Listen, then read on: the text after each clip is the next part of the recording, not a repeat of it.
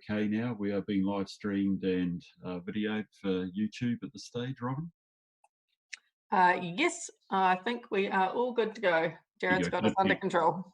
Sort of check. So again, welcome back to the Finance Audit and Risk Committee. I think we're pretty used to our Zoom process now, with some suggestion that if you aren't speaking, leave your microphone off. But please try and remember to turn it on when you do want to do it. I think we've generally successfully navigated either by way of chat or particularly by way of waving to keep a reasonable order of people's queries, which is actually fine. Also tried to think a wee bit about what is on the program today, and it is a relatively, it might seem a relatively small agenda paper-wise, but actually I think it's an important check as we go through these times, which are a wee bit extraordinary, to be able to just catch up on where our risks particularly are being managed. And I find that as being valuable, and thank staff for the papers and effectively the agenda that they've put up. I think it's actually quite right that we do that. So look, without further ado, let's get ourselves into the process. Do I have any apologies? I think we are all here. So anybody have to leave early, able to stay here the whole meeting? Cracker, thank you. No apologies that need to be sustained. I haven't had any advice of anybody seeking from the public to make any presentations, so we will move on. Are there any late items that I should be aware of at this stage? There are none. None that have come through to me, Bruce. So. Thanks, Robin. Okay, well we won't worry about that. And is there any business to be transferred from public excluded into the open? I don't think there is at this stage, so we will continue. Any change in order of business? I haven't had any requests. I don't believe that we need to change much from the order that we have sitting here. Any matters of interest that people need to declare? No, I just want to note that when we get into confidential, I'll just make a short statement about my conflicts of interest with the BVL discussion, which of course affected my participation at the last meeting. Right, with that, again, welcome. And can I welcome, is it Catherine and Marn, please, for the first item 7.1, dealing with the financial update around COVID-19. Again, appreciate your overview. Then I will call for mover and seconder of the motion and then formal discussion. Thanks, Catherine. Bruce, Paul here. I'll just give a quick intro to this paper. You're the person? Well done. Thank you, Paul. Open it to questions. So this is our regular financial update report of COVID. In terms of our overall position, not a lot to report that has changed. The forecast that we presented in the previous reports remains in terms of a deficit increased position of 5 million for this year. However, I would note that the main part of this report talks about the government wage subsidy. The report is actually a little bit out of date in that we've actually gone to the next phase of the application, in that we've been successful to receive it at this point, noting that it still has to go through an audit process, but we have actually received payment of that money.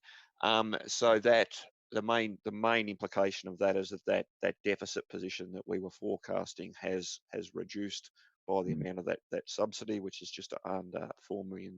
So that has given us we're still obviously in a higher deficit position than what we had forecast due to the revenue loss occurring from COVID, but it has put us into a better position and ultimately a better debt position for our year-end balance than where we were a month ago. So that's the main talking point in this report for this fortnight, is just around that wage subsidy. So I'll just open up for questions at this point.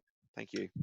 Thank you for that. Yes, reasonably straightforward, but again, very helpful. Again, a reflection on the financial risks, both for the current year and indeed your paper includes moving through into the annual plan, which of course has been dominating a lot of discussion naturally around council. So can I open it up for questions? Would people like to raise questions? Did you, Larry, do you have a hand up, or are you? No, you're okay? Yeah, I will. Go for it, Larry. I mean, congratulations on the success of that subject to the audit. Are other councils following suit around the country? Are we the first to get through that process? No, I'm aware of 4 councils that actually are in the same position of us that have received payment under that. We have worked or particularly Mohan has done some tremendous work on this, and has worked very closely with MSD through the process. So yeah, initially we weren't looking at putting an application in, but Mohan's been talking extensively to MSD through the process and has worked through how we're actually applying. So they've been on board right through the whole thing. And there are, to my knowledge, 4 other councils as of last week that had been successful as well. Great, thanks for that. Well done. If I could add to that, Larry, quite a number of council subsidiaries elsewhere have also successfully applied for the wage subsidy. So we're talking about transport companies and works companies and what have you around the country have also successfully applied. So even if the main council hasn't applied for a wage subsidy, often their subsidiary operations have, and as I understand, have successfully applied to that as well. And if I can add, Bruce, Bay Venues have had a successful application as well. So this is the council one based on council income loss. Yeah, appreciate that. Yeah, John, did you have your hand up? Yeah, Bruce, I'm happy to move the recommendations. Sweet. Would anybody like to second that, please? I'll second that. Thank you, Andrew. John, would like to speak to the motion? Yeah, well done to staff, agile, quick. This has a straightforward bottom line impact for our residents and ratepayers. It's good news. Thank you. Thank you, Andrew. No, I don't. I'm happy with it, and I think it's moving ahead well. It's good to see that we're up to date with these sorts of figures. It's important for us to be on top of where things are and how they're moving through this as we come out of the crisis. Thank you, Andrew. Yes, agreed. Anybody else want to raise points at this stage?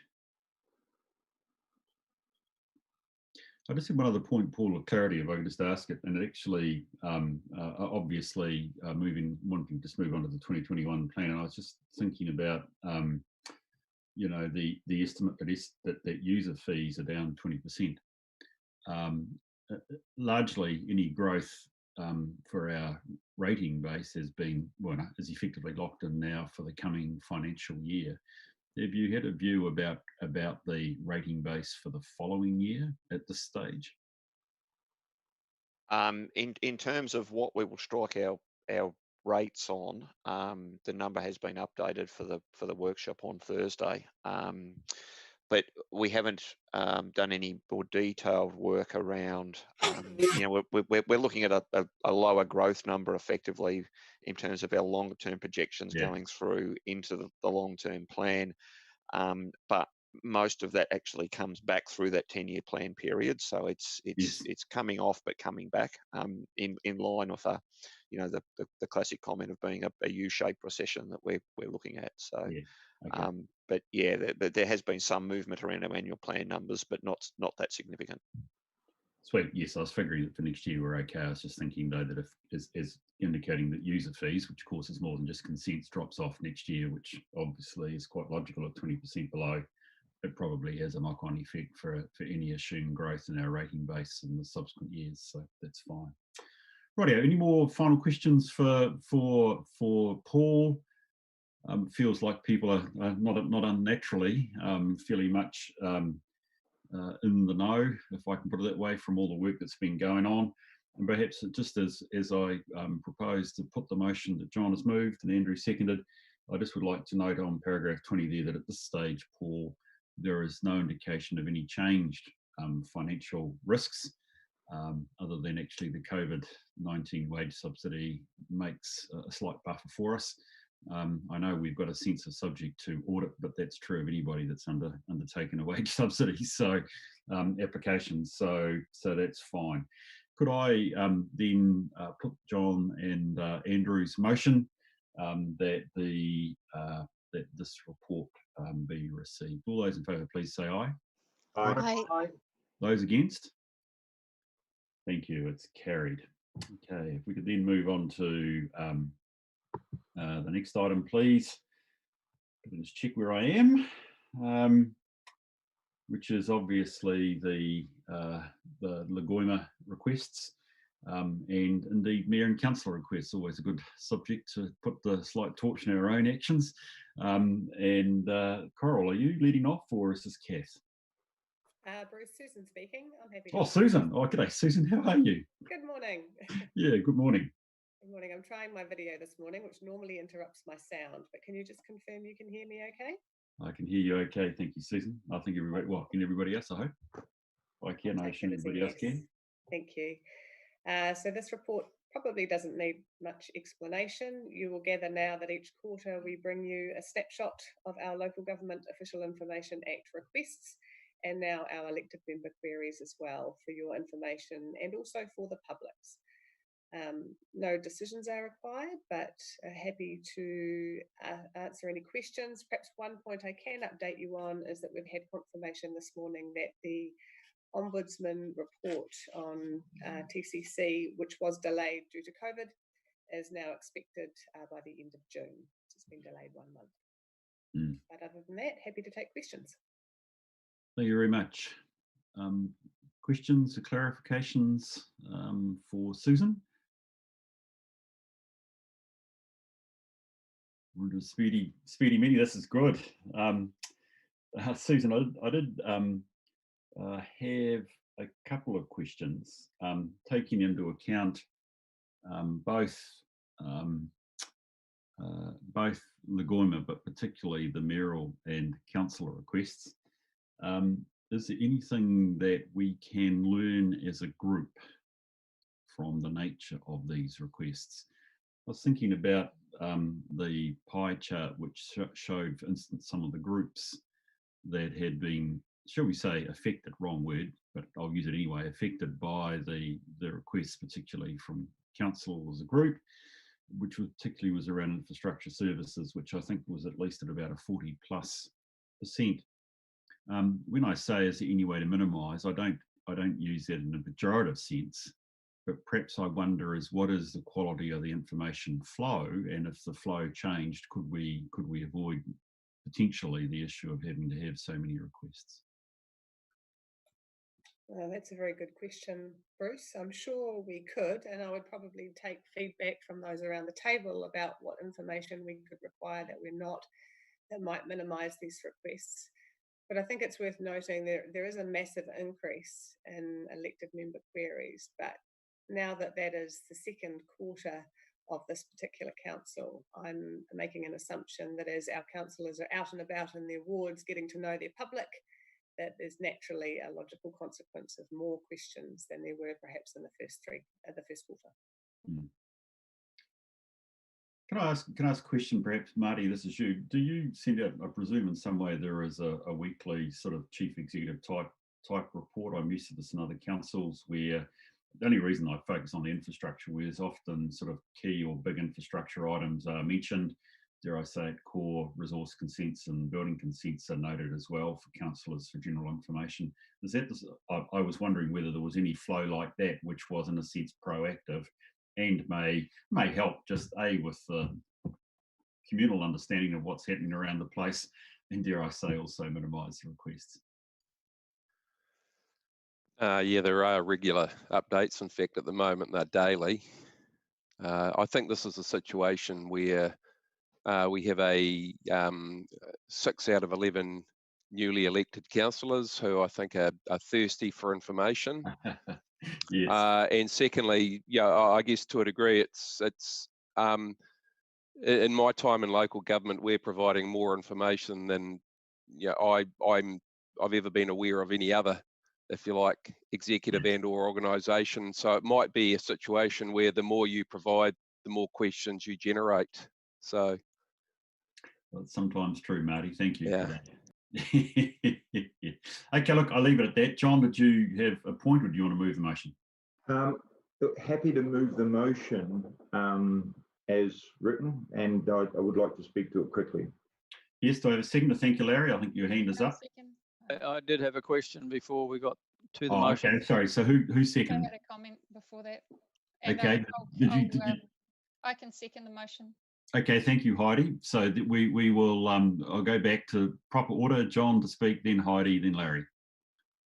Yeah, I assume the motion's now on the floor, Bruce. Yes, it is. Yeah, thank you. Look, speaking to the motion, it's a good update. I think your question, Bruce, reminds us of the value that you have here. What can we learn from this? I think you need to know that there have been some informal discussions with elected members about information flows. Unfortunately, because of your position, I don't know how you get included in informal discussions. So it may be worthwhile a conversation between yourself and the mayor and deputy mayor, perhaps following this meeting, just so they can update you on conversations among EMs around information flows. It is a topic. No, take your advice, John. That's good. Thank you. Heidi? Yeah, I'll just speak to the motion. I really like the way that it's presented in quite a clear graphical way. It speaks to people that may take in information differently. I think it's really great that we present information like that often, clearly, and less kind of in report form. But also on that note, I think that, as John alluded to, we're really, it's not the quantity of information, but the way information is presented that we're interested in as a council. So I'm looking forward to further. Thank you, Heidi. Larry? Yeah, just my question. Discussions on how we can present information. Oh, Heidi, are you? Sorry, I noticed you've got your microphone off now. You came through and at different pace. I think we've captured your view, which was that you will be interested to see how the information is presented in different ways as we go forward. Was there anything else that I've missed? Don't think so. Larry, let's hear from you, buddy. Just the question, and I agree with the sentiment about the graph on page 24. The way it's broken down is really useful. Just wanted to clarify one thing on that, and then if you would also speak, Susan, to just for the benefit of the public, the Q3, the Q2, you know, just to help make sure people understand the actual months that we're talking about there. But in the mayor and councillor queries origin, this is the councillors, I assume, not where geographically those requests may have related to across the city, where the wards it's being generated by the councillors at large or the ward councillors.